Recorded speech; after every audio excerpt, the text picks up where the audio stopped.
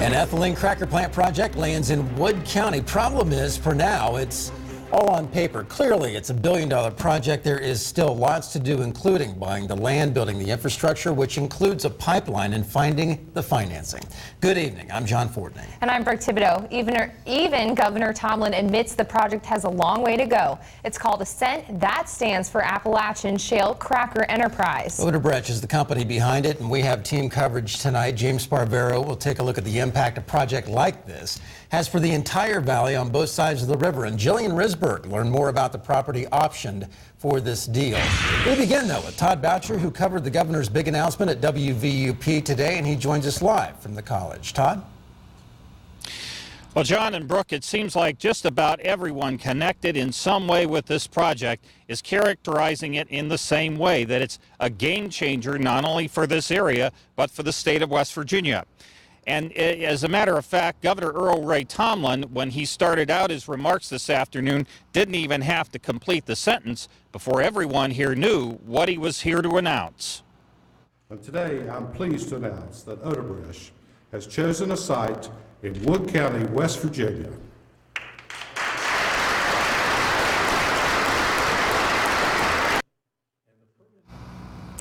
Now, it isn't really just a cracker. It's described as a petrochemical complex, which includes an ethane cracker, 3 polyethylene plants, along with water treatment and equipment for energy cogeneration. But there are some things for which Odebrecht will not, right now anyway, make commitments. It's one that requires expenditures in engineering. It's one that requires expenditures with lawyers, permitting, and assuming that we go forward, there will be many jobs available. I don't want to get into the numbers. Now, the closest thing to a commitment on this is that the developers do have an option to buy the property here in Wood County where the project is to be located. But again, everyone involved or interested in this, and this is the good news part of it, agrees it is a major step forward, John and Brooke, for both the area and West Virginia.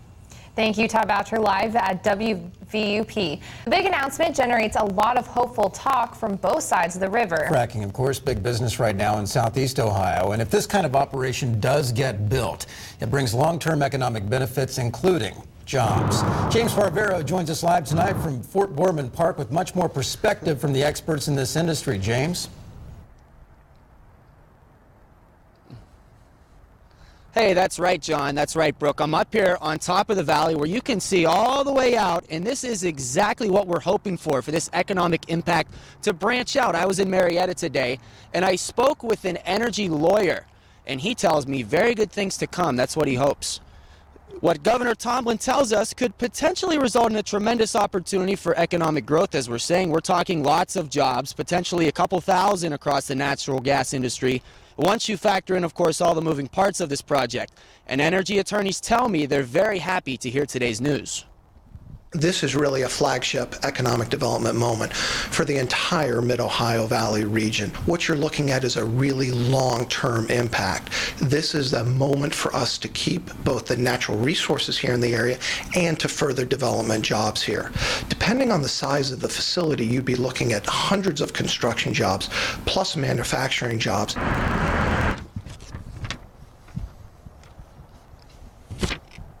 Fryman also telling me what's really important to look at is the fact that outside entities, that's companies not based in the Mid-Ohio Valley, they're coming here to do business. And he says that that shows that these businesses are willing to take that risk to make that investment right here in the valley. So that's a very good sign for our local natural gas industry. John and Brooke. You can see where the synergy would be. James Sparvero live tonight. James, thank you.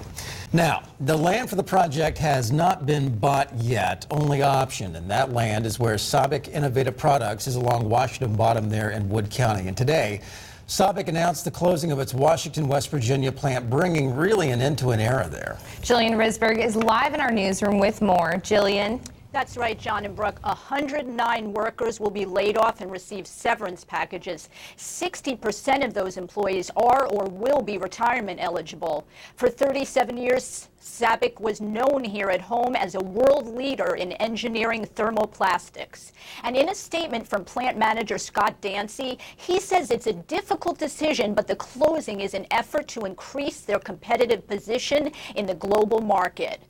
Some production will be transferred to SABIC's Ottawa, Illinois, and Bay St. Louis, Mississippi facilities during the second quarter of 2015. SABIC employees will continue to work at the site over the next 18 months to assist in the transition. Employees were also told the company signed a purchase agreement for the potential sale of the Washington property to a third-party entity. They're considering hiring qualified local workers if it builds its operations in Washington. All right, Jillian Risberg tonight from the newsroom, Jillian. So certainly the project does, if it does come to the Valley, would have a potential home there. And we will continue to stay on top of this. And of course, we did stream the governor's announcement today. Live on the newscenter.tv, you can find the Appalachian Shale Cracker Enterprise Project would potentially set up shop right here at home. Todd Boucher caught up with the West Virginia Commerce Secretary, Keith Burdett, about the announcement. Keith Burdett, of course, is known as the State Commerce Director, but he's also a longtime resident of Wood County, as well as a former state delegate here. First of all, is this plant something that you personally have wanted to see here for a long time? We've worked on this project now for almost 3 years. It was one of the first projects that came to my desk when I became Secretary of Commerce. Our first meetings were actually in the spring of 2011. It has been an ongoing effort ever since, but really good things take time, and this has been a labor of love for all of us because of the significance it could have on the state and this community. As far as incentives are concerned, are there incentives to get this company, or were there incentives to get this company here to Wood County? Well, Todd, believe it or not, we've never talked specifically about what they might look like other than what's already on the tax books and the quality of the workforce and the fiscal stability of the state, all the things that the governor talked about. Over time, we're going to have to sit down and talk about how we assist the company in creating not just a plant here, but an industry along the Ohio River. This is a big deal. This is a big deal. All you have to do is look in the Gulf Coast and see what's happened there because of these type of developments. But it's also a very complicated deal, and the needs here in the Northeast are different because we don't have a lot of the infrastructure that is in the Gulf Coast. So we're working through that with the company. We're sure at the end of the day there's going to have to be some assistance. But I think the most significant thing about today is they didn't make the announcement today because of an incentive package. They really didn't. That's yet to be determined what that even might look like or how the state might be able to help the company. That'll come, but that didn't happen today didn't happen because of that. You talk about the Ohio River. This, in a way, is this not as important to, say, Southeast Ohio as it is to West Virginia?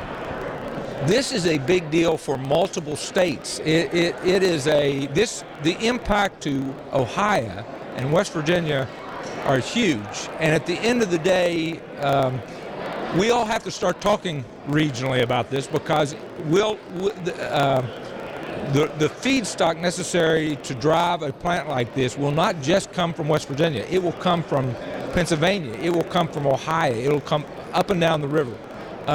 As you know, if you look along the Ohio River, if a plant's located in Ohio, it's typically about 60% Ohioans and 40% West Virginians. If it's located in West Virginia, it's exactly the opposite. So we're very proud of this. We think it'll be a huge boom for the state of West Virginia, but it is absolutely a regional impact.